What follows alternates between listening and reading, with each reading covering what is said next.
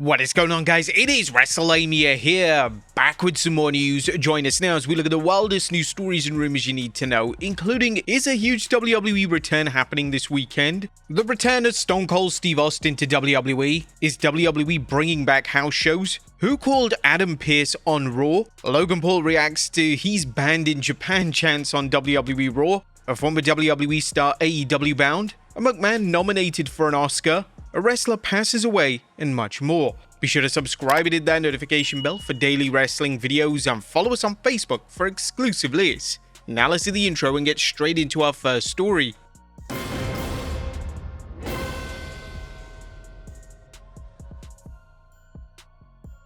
Now, first story looks at a huge WWE return this weekend.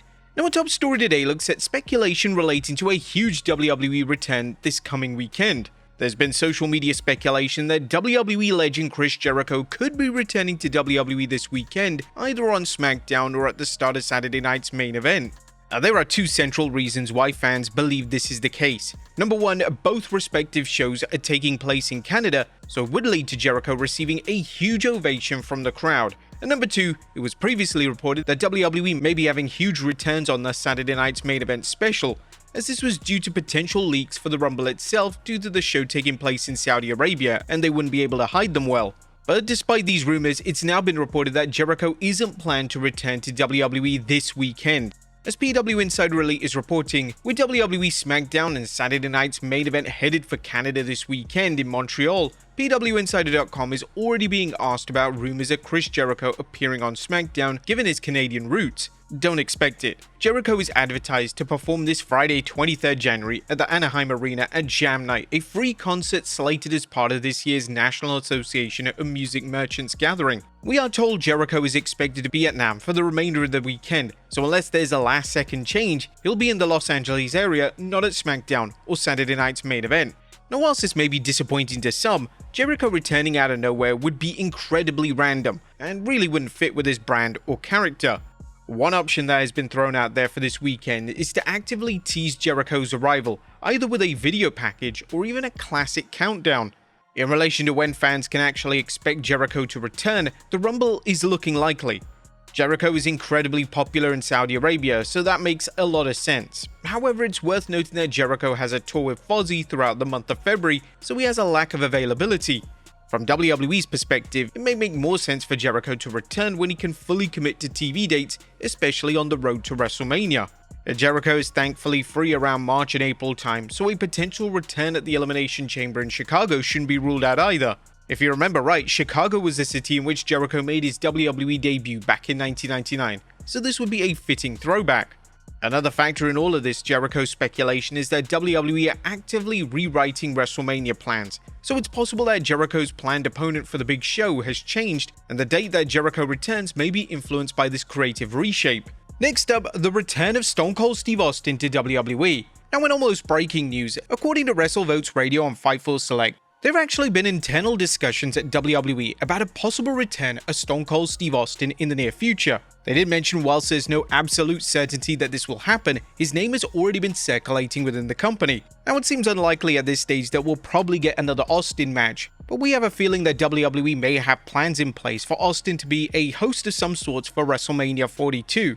But if there was that little small 1% chance of him ever wrestling again, we would definitely want him having that dream match with CM Punk that he could have had years ago.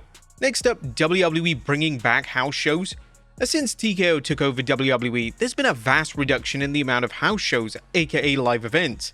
TKO believed that house shows weren't profitable and it made a lack of sense for wrestlers to be working every single weekend of the year.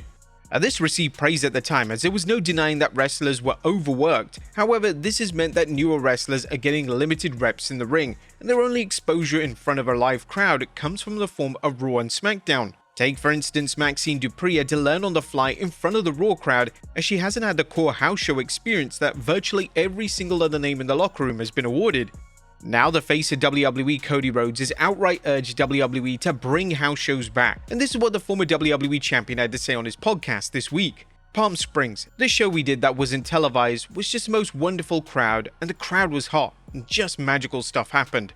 I really want WWE to continue to do more and more and more of these. And I know that's not necessarily good for all the talent, but that's when magic happens. Magic happens when you have to pull something out of your hat in a moment where there's no net underneath you. A ton of seasoned wrestlers such as Rhodes have shared similar sentiments over the past year. It's clear that WWE's big money makers when it comes to live events are the European tours, as WWE does multiple of these a year, and house shows in the US are practically obsolete. They could easily balance things out by introducing more live events into the US markets that rarely receive TV dates, and this would allow seasoned wrestlers to get their house show fix, as well as give exposure to new wrestlers in front of a live crowd. What do you guys think? Should house shows come back? Next up, what's next for TOMMASO Ciampa? A former NXT champion, TOMMASO Ciampa, officially confirmed yesterday that he will be departing WWE once his contract expires. However, what's next for the former champion? Well, it seems that he's already been busy by filing trademarks for names Psycho Killer and Psycho King with the USPTO. These filings were actually submitted on January 21st, 2026, the same day that Ciampa confirmed that his contract is set to expire and that he's leaving. Now, if you've been following Ciampa's career, Psycho Killer is not a new name for him. It's a nickname that he'd been using on the indie scene and part of his identity during his WWE tenure. The other name, Psycho King, appears to be a variation on the theme, perhaps suggesting a new or evolved persona he plans to use going forward. It's clear that Ciampa is headed straight back to the indie scene once more. Could we eventually see him in AEW though? Next up, a WWE show at the White House? Now, there have been rumors online for some time now that if the UFC show at the White House is successful, that TKO may opt to have a WWE event at the White House in some capacity. These rumors were furthered when WWE actively moved John Cena's last ever match to Washington and were hoping that US President Donald Trump would be in attendance. Although this would be completely wild, according to Fightful Select's Q&A series, this is extremely unlikely. Clearly WWE does not mind ties to the current administration, but I can't convey how different the general audience at WWE and UFC are. Anyone who has covered both can tell you that there's something that flies with the UFC audience a lot more than the modern day WWE audience. I don't think that will be a thing that happens, but then again, a lot of things tied to this administration and WWE are things I didn't expect to happen. The report is correct, there is a huge difference between the two respective audiences, and WWE's already landed in hot water for their association with Trump, so it may ultimately be a terrible idea for the company. Next up, who called Adam Pearce on Raw? Now on Raw this week, Raw General Manager Adam Pearce received a mysterious phone call from an unidentified individual. This name influenced Pearce to bring Bron Breakker to Raw next week, and there's been a ton of buzz surrounding who that name was. A lot of fans were under the impression that it was Triple H. However, on Logan Paul's latest vlog, Paul Heyman outright confirmed that it wasn't the game, and he would even add that it's someone that even Triple H wouldn't want to hear from. Someone no one wants to hear from. Triple H could get a phone call from this person, and I wouldn't want to take it. This likely means that it was a TKO executive, or perhaps even The Rock. If it's The Rock, it'll be interesting to see if this is directly mentioned on screen and if this will play a part in a potential return of the final boss. Hell, WWE could even be going outside of the box here and even have Scott Steiner be the one that was on the call, as he is Bron Breakker's uncle, and we all know the history between Scott Steiner and Triple H, and the fact that he's under a Legends contract right now, so it kinda would make sense. Just imagine next week on Raw he drops the math promo saying whether Bron Breakker had a 50-50 chance that he deserved to be suspended or not. Some are even speculating that it could even be Vince McMahon, but that's a long shot. Right now, it's unknown where exactly WWE are going with this Bron Breakker vs Adam Pearce storyline. There's been speculation that the match could be planned, but it's possible that WWE are just giving Breakker a meaningful, compelling storyline ahead of WrestleMania 42. Next up, Logan Paul reacts to "he's banned in Japan" chants. And speaking of this week's Logan Paul vlog, he also directly responded to the "you're banned from Japan" chant from Raw. This was certainly one of the more creative and unique chants in recent memory, and clips of the chant quickly circulated across social media. Logan was in total disbelief when he heard the chant, and he went on a mini rant stating that he isn't even banned from the country, officially. Still wondering why he didn't make that WWE Japan tour though. Next up, a former WWE Intercontinental Champion reveals pitiful WWE royalties. A former WWE star, Mark Mero, recently shared an old royalty statement on social media to just show how much little money he received from WWE for content that continues to generate revenue even long after he left the company. Mero departed WWE more than 2 decades ago, but he posted a royalty report from December 2019 that quantifies just how much revenue WWE made from material featuring him and how little he was paid in return. According to the document, WWE earned $39,590.81 in royalties from content that uses Mero's likeness. but the royalty check he received for that quarter was just $71.47. He appeared in the Evolution of WWE and Monday Night War Volume 2 are listed with their respective earnings, and in each case, the amount paid to Mero was only a fraction of the revenue attributed to the company. For example, WWE reported over $13,000 for that one title, yet Mero's share from it was just about $20. And Mero used the post to highlight what he sees as a broader issue in wrestling: talent helped building WWE's brand over years, but not seeing royalty payments that fairly reflect the value they contributed to. Now, whilst he may have a fair point, I can't imagine that there was too many fans out there that were buying pay-per-views literally for Mark Mero on there. Next up, a popular WWE tag team reuniting. Now in 2022, WWE paired up Kevin Owens and Seth Rollins on screen, and to say that this tag team was popular would be an understatement. The tag team was so beloved that fans actively encouraged WWE to give them the tag titles, and now outright pushing for the two to reunite when he returns to WWE. He's just like, when I come back and you come back, let's just be in a tag team and have fun. That's what he wants to do all the time. I'm like, that doesn't sound too bad. This would be a welcome move, and Rollins will certainly need backup against the Vision upon his return to television, so this could be a logical booking move if Owens is medically cleared. Next up, a former WWE star AEW bound.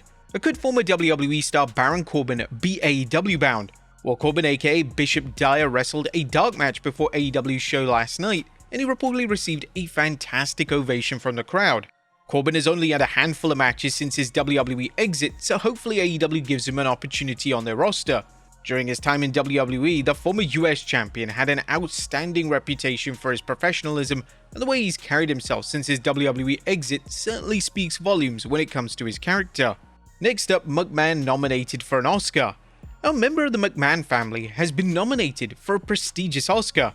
No, it's not Vince McMahon, but Marissa McMahon, who's the wife of former WWE European Champion Shane McMahon, is officially a name nominated for this year's awards. McMahon was a producer for Train Dreams, which has been nominated for Best Picture. Congratulations to Marissa McMahon on this fantastic achievement. Another WWE name that received Oscar buzz was The Rock, and sadly, The Rock failed to be nominated for his role in The Smashing Machine, which will now naturally drum up speculation that he's once again returning to WWE programming. And finally, a wrestling legend passes away. Now, our final story today pays tribute to Bobby Duncum Sr., who passed away yesterday. Duncum was known for his work in the Heenan family and had over 2,000 matches in his career.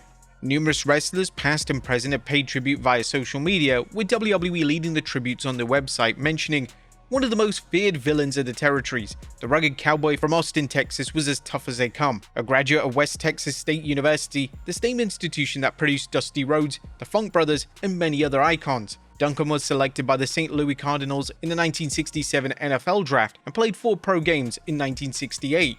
The tribute would also add that carrying on the great tradition of Texas football stars turned pro wrestlers, Duncum entered the ring and became infamous for his wild street fights and brutal battles against WWE legends like Bruno Sammartino and Bob Backlund. He was also a member of the iconic Heenan family, led by WWE Hall of Famer Bobby the Brain Heenan in the AWA. We'd like to extend our condolences to the family, friends, and fans of Bobby Duncum. But there you have it, folks, the wildest news stories and rumors you need to know. Be sure to leave your comments down below, and I'll see you next time with some more wrestling content.